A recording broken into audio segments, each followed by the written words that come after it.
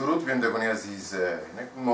مهاجرت مسئله خیلی سرتشویش و خیلی مسئله در این روزها سردآمیزتر است. بسیار زیادی مهاجران مهنتی تاجیک امروز در سراسر فدراسیون روسیه زندگانی میکنن. در بعضی مسائل با یک قسمتی مثلا مشکلات های دچار میشن که آدم در حیرت میماند. یعنی مهاجری که از یک وطن آمده است به وطن دیگر، در یک کشور دیگر برای آبادی اون کشور چیزی را میسازد، مغازین میسازد، بازار ساز میکنند یا که در ساختمان کار میکرد تا اون مکان آباد شود. و بعد زمین شاید یک دو تین ناچیزه میگیرد یا نمیگیرد، اما نوبسته از این مثلا کارهای خوبی که اینها در این سرزمین دیگر میکنن، باز این مردم با مشکلات های زیاد یا که بعضا با لط و کوب ها، بعضا با دزدی و با غارتگری ها دچار میشوند. دوستانی که امروز پلوی من هستند دوستان از شهروندان تاجیکستان هستند، شهروندان ما و شما، شهروندانی که برای پیشبرد زندگی پیدا کردن پاره رزق روزی خوشی از خیرمانی امروز در روسیه هستند، اما پیشرفت هستند، صاحب مغازه خود هستند، صاحب دکان خود هستند. چه مشکلات رو داده است از اون میپرسیم. یکیش اکرم، دویمش شهرت برای چی بود شما به اینجا آمدید؟ یاردم شما در کار مونده است. مغازه ما را نپده نکردم، بچه‌های بلارسو دودارچه ما زدن، مغازین در اومدن، این پولا گرفتن، این دودارچه را زدن، مایو کدگی هم و یارم قبیدیم میلیسوده دودگی هم اسکوری پونش فایرود کردیم، دودارچه را بردم خوب کردم. این میلیسو چی گفته سو میلیسو؟ میلیسو گفته سگی یا چرا پلان دیزدگی گفته سگی پلان مو доказать когда натунисем, а ему магазин ему видеонаблюдение надоштем, а гуфте ему доказать когда натунисем. Мы гуфтем ага уже чам пул дошо ва мо аки жу доказать чхалина дараш шкасага якмыш имуш то дача зада маяб кадаге во чхал доказать дар корш мо гуфтем. Ва мегам он наметуним хеш. Я-то дорем ки ам хулиганство хати ам хили хулиганство.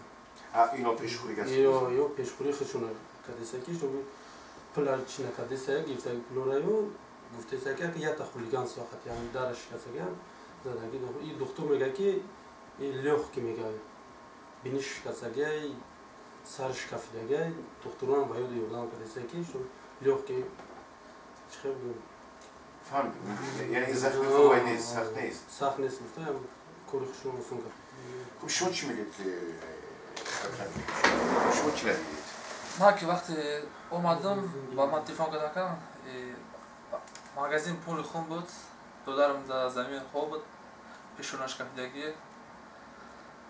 بینش کسگی پول خون دروش دیگه کده نمیشود، مغازین پول بردار بود. اومدیم پلیس چی اومدن، ساتر پلیس اومدن، دلار چی با اسکول اومدن دلار اسکول قطع روی کردیم، چرا؟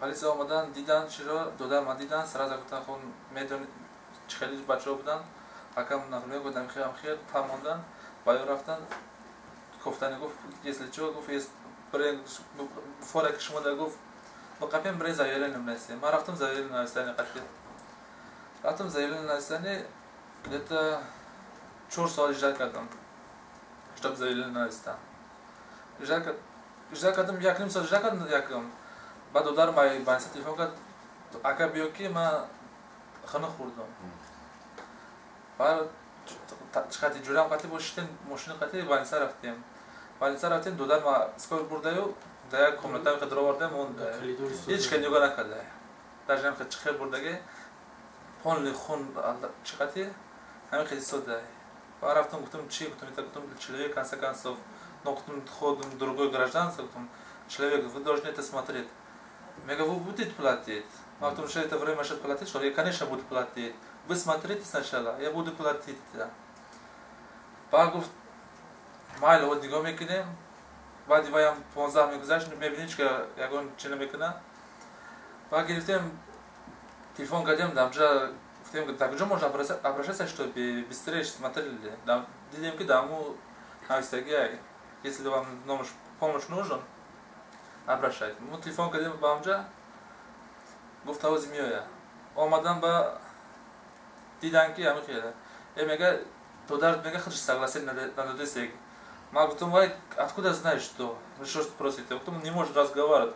Вы говорите, что он не дал согласия, чтобы мы ничего не можем делать. Я говорю, если без создания будете ждать, когда он создание придет, что ли?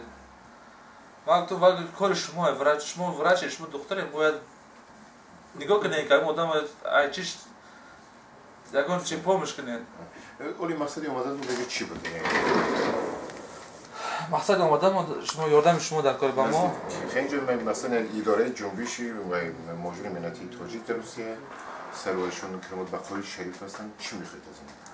мехоҳем ки ҳамин чимора гапмора бишнава қалами чихе бугум гапмора ҳеҷ кози гӯш карда форда нест ёда чихе гапмора ҳеҷ канем гапмора ҳеҷ гӯш накардест барои ҳамин отделение мега это такой вообще непонятно что говорят и доктора меем доктора мега ки это лёгкие اگر تو پرسر که اگر تو بچه‌ای تو میشی که خودت میشیدی میگرفتی دامجا خو میرفتی تو کانسر ژیزن تو پین سپلات میکردیم ما اگر تو такой ситуация то اینقدر دردگه تو می اگر لخت باشه تو بعد مردن تجربه میشه что ли خب ولی اون بچه خفیدگی در چیزه نه در عدلیه در عدلیه نه دینا با مغازه پول دیزدگه پول گمشدگه دینا ما را گلانی که فایلوت کردن ما سحری رفتیم ساعت 10 گفتن که شما پول شما حقیقتا پول دیزدگه ما گفتیم با پول دیزدگه ما گفت ما دکزه کردن تروریستی ما گفتیم چقدر دکزه کردن تروریستی و какой سیل در اومدن مغازینی چی است؟ مغازین من مغازینی چی میفروشید اونجا؟ مغازین گل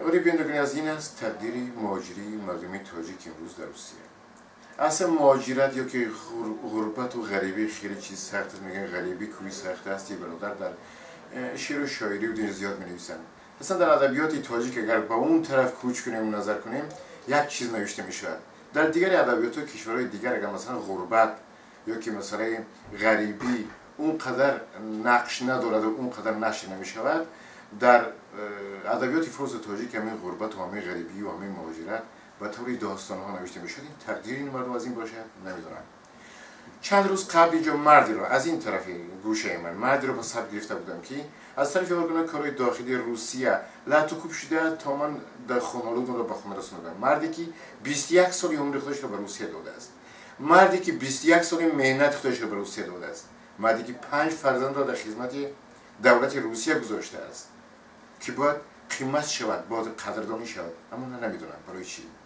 برای دیگه باید تکرار میکنم که اگر امروز شهروندان خود روسیه در کشورهای دیگر به این وضعیتی که این دوستانی ما دچار شدن هم از سفارتاشون هم از کنسولخانه‌هاشون هم ژورنالیستاشون همشون به استقبال اونا میرفتن و حمایت میکردن اما نمیدونم برای چی اون دوستان برادران تاجیک که اینجا هستیم اگر این جنبش نمیشد یا که اگر این مردی بزرگ اینجا نمیشد پس اینا نزدیک کی میرفته باشن آیا در دل با کی میگفته باشن در فیلم میگن که این عصر و شیوه ما تاجه هم بخواست ای ملتی عزیز نگهبان تو خداست غیر خداوند و این دوستانی که اطراف هستن دیگه نمیدونم کی خواهد یک کمکی کرد از نتیجه این تفتیشات حتما برای شما معلومات خواهید